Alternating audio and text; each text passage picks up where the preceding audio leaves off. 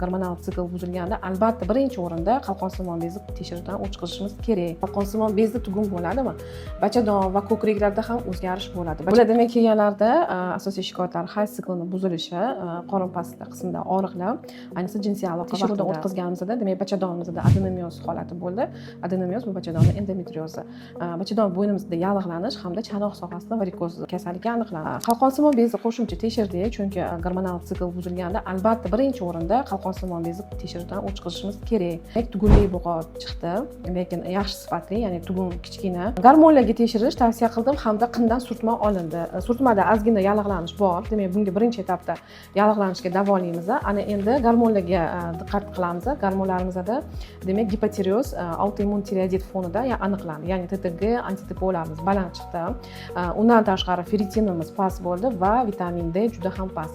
Ahamiyat beramiz gipotireoz holatlarida. Albatta ayollarda bachadonda o'zgarish bo'ladi. Umuman qilib aytganda qalqonsimon bezda tug'um bo'ladimi?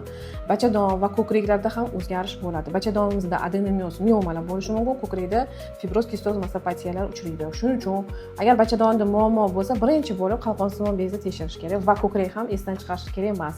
Ayniqsa 40 yoshdan keyin. Ferritinda nima aloqasi bor? Ferritin bu temir saqlovchi oqsil va organizmda temir zaxirasini belgilab beradi.